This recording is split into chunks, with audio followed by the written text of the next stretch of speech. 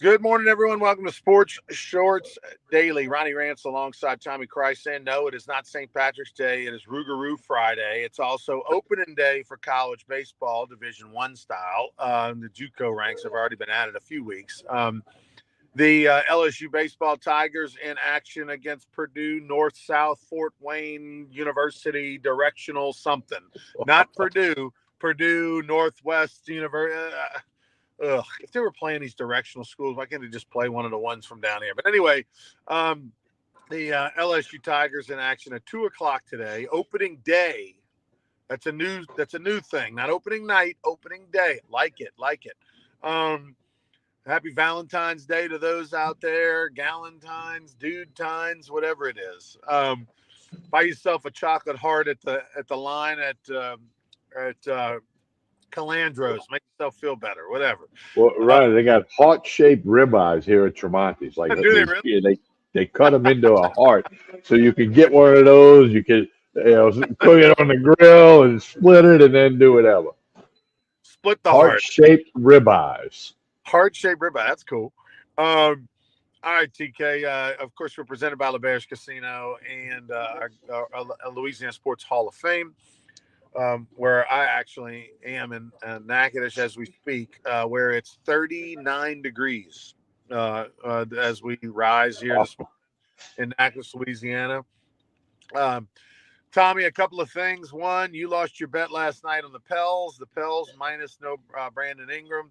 They end up covering the -5, the +5.5. They lost in overtime. No, they won in overtime. No, they won in overtime. I'm sorry, they won in overtime.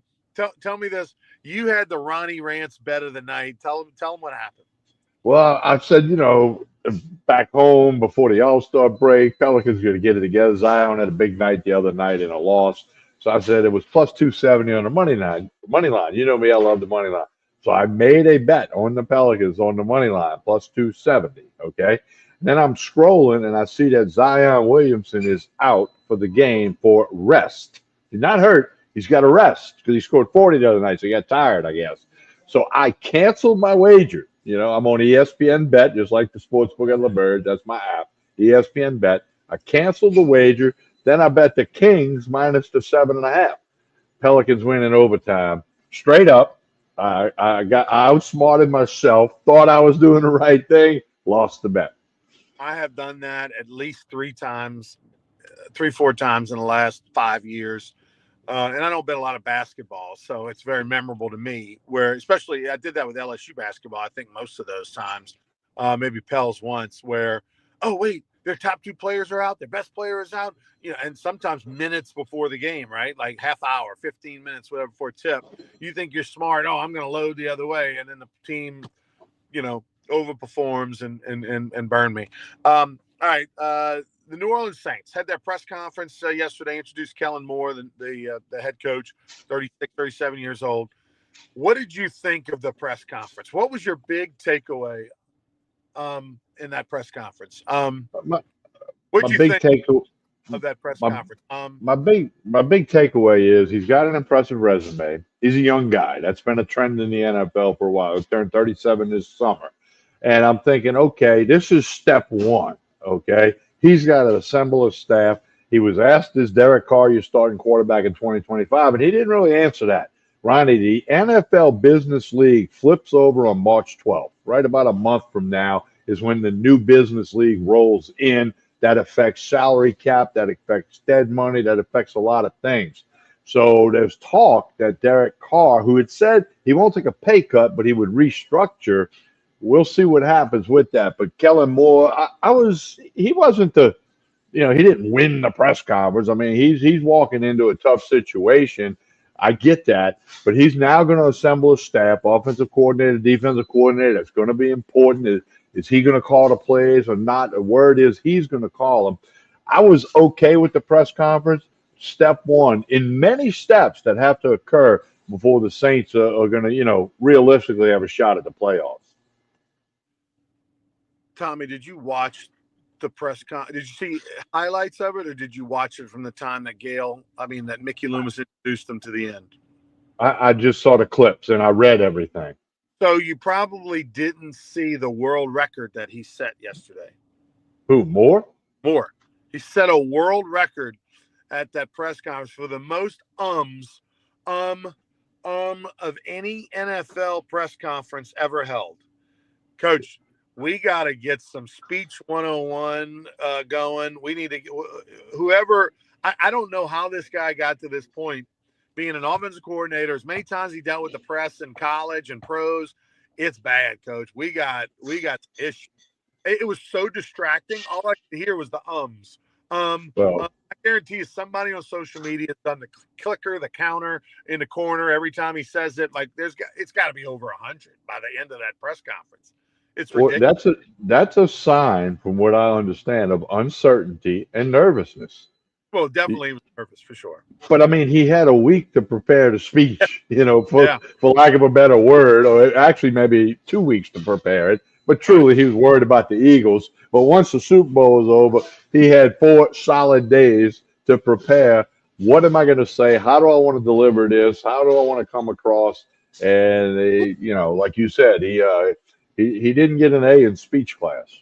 No, definitely. I mean, it was just a lot of So we're gonna be pretty good. And then I think as far as Derek Carr, I'm not sure. I mean, bro, once you get on the train, I can't hear anything else. Like if you go back, and I want you to go, Tommy. And I'm gonna. I want to watch the 15 minutes of it at some point before I go to bed tonight and count how many ums. I'm I'm telling gonna try to do the same thing because you. it's on CrescentCitySports.com. You can watch the whole video, Ken Trahan's thing. So I'm gonna go do that, and I'm gonna try to count the ums. Once you get going and you hear it, once you hear the first couple ums, you cannot hear anything else. It was so What? distracting. Okay, 15 minutes. What's the over under on the ums? I think realistically, the over under on the ums is probably 49. I think over Wow. under 49. And I'm going to take the over just because I truly did not watch the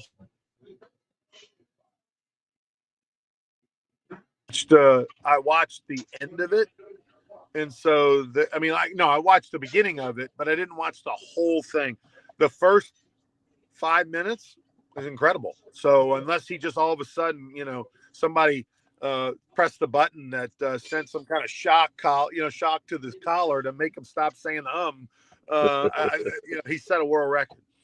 All right, LSU baseball today, Tommy. I'm looking forward to seeing with the Tigers. They were going to play a doubleheader. I think they got pressured to not play a doubleheader largely because of the LSU Oklahoma gymnastics meet tonight at 8:00. That's number one versus number two, right? Yeah, and April Burkholder, who's going into this year's Hall of Fame, will be getting honored by me at that. But the other thing is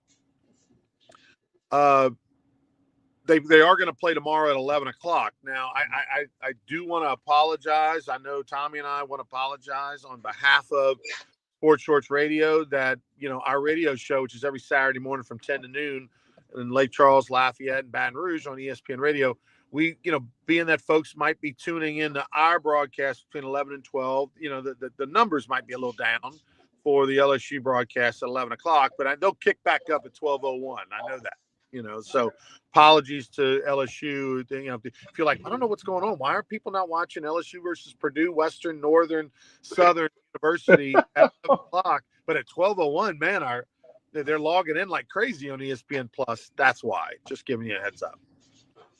Yeah, so we will still be on 10 to 12 tomorrow with the whole team sports shorts. So do check us out. We'll be at the Bruley and walk-ons, and we'll do it. We're ready.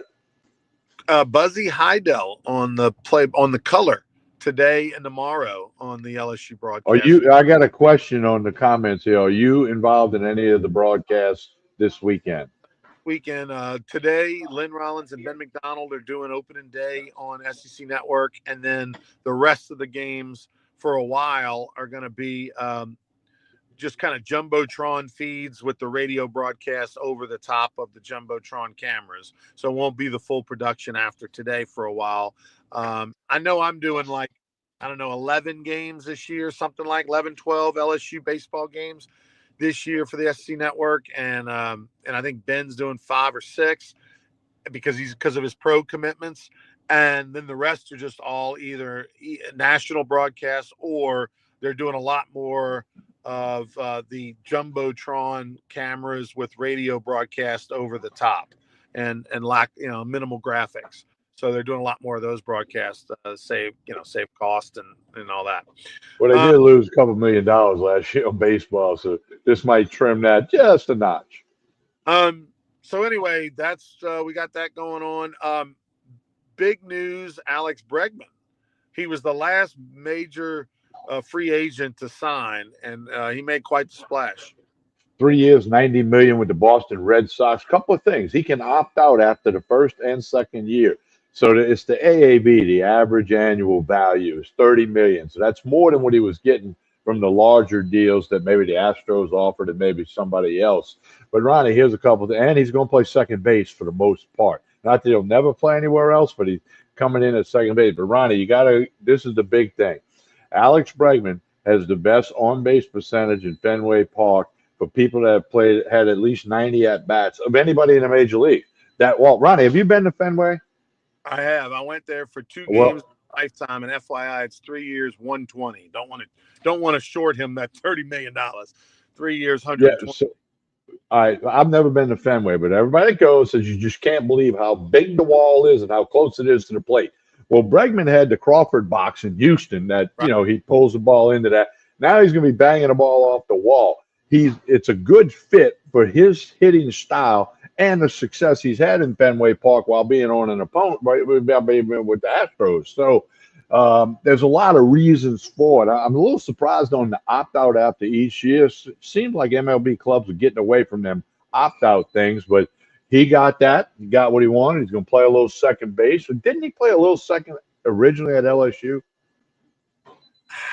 I don't ever remember him playing because he was the Brooks Wallace Award winner freshman. But was the best shortstop in America as a freshman. So okay, I'm when I say played shortstop, I mean a handful of games. I don't mean 15. I mean 2 or 3 games. I think I'd have to look that up. Bill Franquez would know the answer to that. But anyway, so the point is he's now with the Red Sox for at least this year.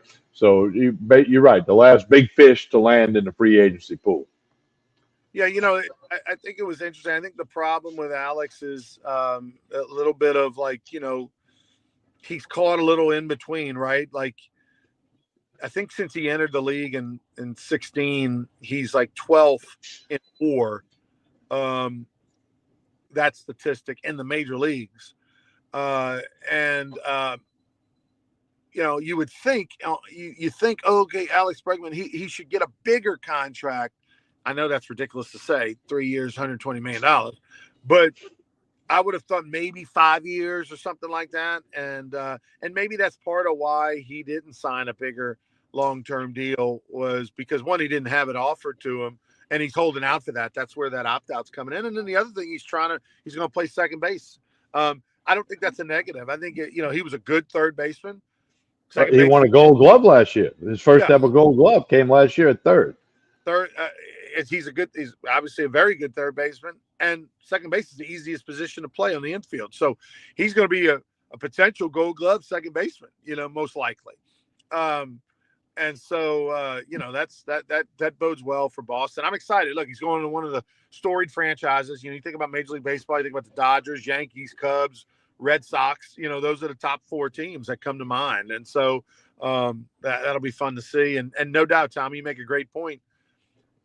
He's a pull hitter, and those Crawford boxes were short, and that wall is shorter. I actually watched a game on top of the Green Monster. You can sit on the Green Monster. I went there maybe 10 years ago for a game, and a home run kind of came about, I don't know, maybe about 6 seats to the right of me. A pretty cool view. The ballpark's amazing. One of the best parts about Fenway is outside the ballpark, Yawkey Way, where they've kind of created a little nightclub, bars, restaurants, souvenir shops, all that within a couple, 2-3 block radius of the ballpark. That's all encompassed in the ballpark. I want to say you almost have to have a ticket to get into Yawkey Way. Like you have to be going to the game type of thing on game day to get past a certain point. So that means it's exclusive to the 40,000 people or whatever they're going to that game. I'm pretty sure that's how it was. I don't know if that's still how it is, but and so it's really special. Boston's one of the more special places. Tommy, those seats, and I don't know if those seats have been enlarged, improved, whatever, behind home plate, because the one time I sat behind home plate was in the 90s, actually in the early 90s when I was playing in the Cape Cod for the Chatham A's. Went and watched Sean Hillegas, a former neighbor of mine who was pitching for the Yankees as a reliever. He got me a couple tickets for me and my friends, and we sat behind the plate.